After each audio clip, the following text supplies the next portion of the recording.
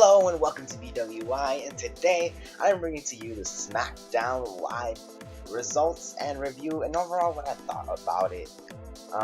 Anyways, let's just get this going. So tonight's Smackdown opens up with the general manager and the Smackdown Live commissioner, Shane McMahon and Daniel Bryan and Randy Orton. They're all talking backstage, hyping up the match for SummerSlam until none other than Heath comes in, being as entertaining and as lovable as hell, as always.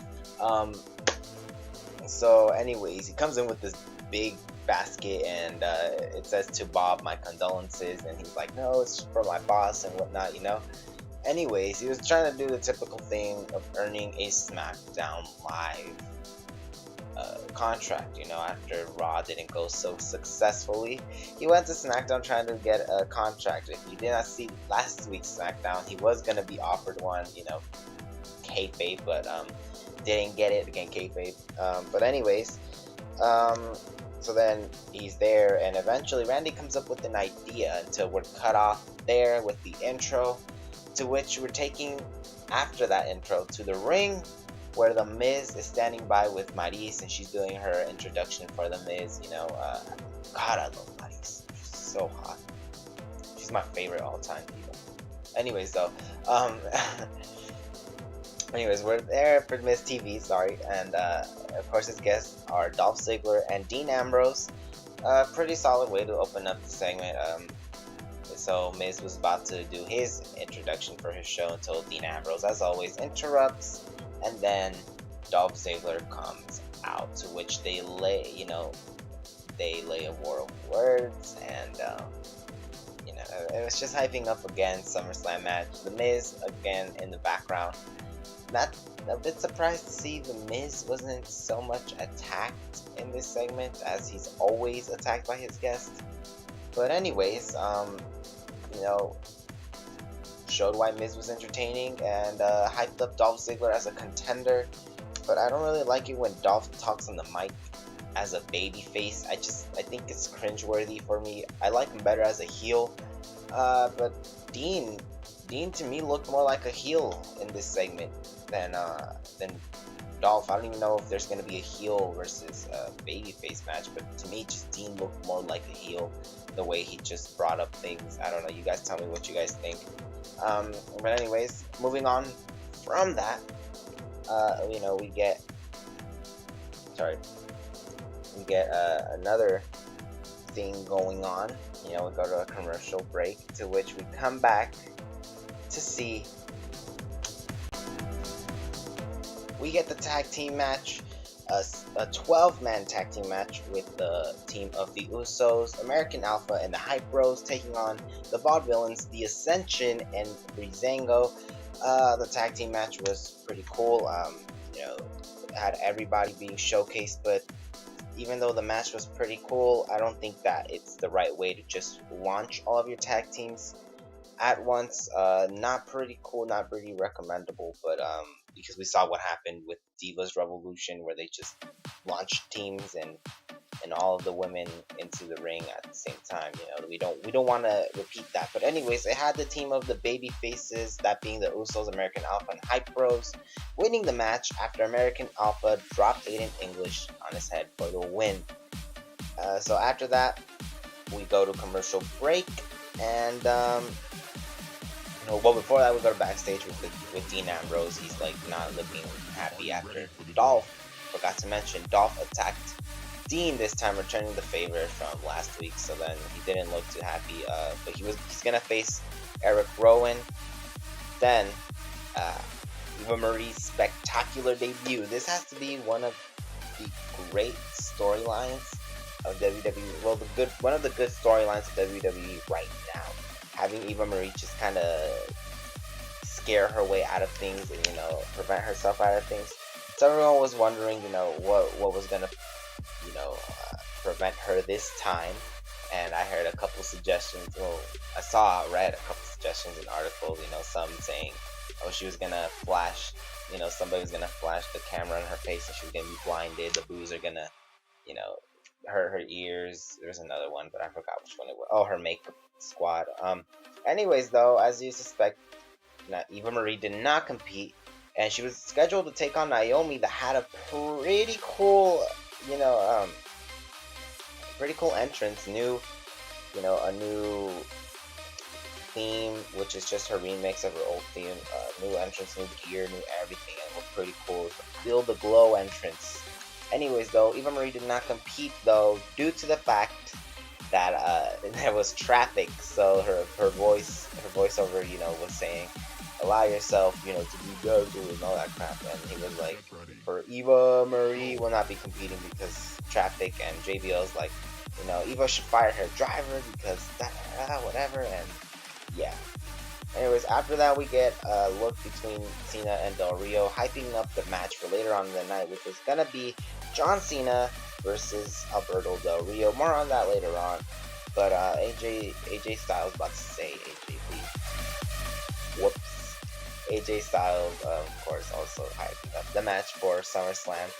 Anyways, as we come back, we see what Randy Orton's plan was from earlier in the night, as we get Orton versus Heath Slater, to which if Heath won, he would get a SmackDown Live contract, which he did win via DQ. So as we go to a commercial break, before that, after the match, Randy goes on to attacking Heath, trying to leave the exclamation point, trying to show Brock why he should be scared of the Viper and all that, and he RKO's poor Heath Slater right to oblivion. But as he's posing, the Wyatt family, Bray Wyatt comes out. He's talking about his usual stuff, taxes were here and all of that crap. And then apparently during the commercial break, because it would cut off after that, after he blew his lamp, him and Randy and Bray had a little altercation on the way to the ring until Randy just walked away. Anyways, though, that was that until we go backstage to see how Heath's doing. Heath is, of course, a bit unconscious. He's Daniel Bryan and Shane McMahon come to go greet him, and since he did win, they were gonna, give him a contract. But he ends up screwing it over after he calls his boss Stephanie, and he calls Shane McMahon Stephanie McMahon. He calls Daniel Bryan McFoley, and Shane just takes a contract and leaves. He wasn't having it. Anyways, though, as the Wyatts were out waiting for Dean Ambrose to appear, it was Dean Ambrose versus Eric Rowan, to which Dean Ambrose won. Not so much about the match, but it was more interesting what happened after the match. So Eric Rowan did end up looking weak again for Bray, to which Bray just, Ambrose is leaving and Bray's just rocking on his chair. He gets the mask in his hand and he drops it in the chair and walks off. He's just like, whatever, I'm done. And he walks off, and we're all wondering, is this the end? Is the, Morrow's even saying that. So we get that, and that's the end of that until we go to another break, and we come back to see Natalya and Alexa Bliss with Carmella in the ring, as Carmella's waiting for her partner Becky Lynch. So we're getting a women's match. And the match, back and forth, and with Natalya and Carmella, and just a match. And eventually there was a spot where Becky and Natalya run up on each other and do a double crossbody, to which Natalya and Becky are both down, as all the other ladies are also down on the ground. And then guess who comes out?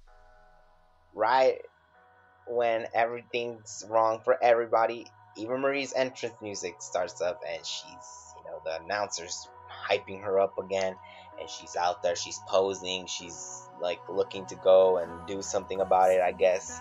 But then Naomi comes out, and she's chasing Eva around the ring, and Eva's going through, and they weren't having any of it until Natalya goes in after Naomi. And then eventually, though, the winners ended up being Becky Lynch and Carmella, after Becky she got rolled up by Natalya, but reverses it into the disarmer, making Natalya tap out. So yeah, Naomi, Becky, and Carmella are all celebrating, to which we actually got another match for SummerSlam. It's going to be the team of Eva Marie, Natalya, and Alexa Bliss taking on the team of Carmella, Becky Lynch, and Naomi. So we're finally going to see Eva Marie's SmackDown debut and or return, because she's been on the main roster for a while. And so yeah, moving on from that though, we finally get the well, we had the hype up for again Brock versus Randy Orton, and then we got Cena versus Del Rio, which AJ Styles was on commentary for for the match. Pretty entertaining match, pretty solid main event. Revisiting what happened at Hell in a Cell, they really talked about how Del Rio defeated John Cena for the U.S. Championship.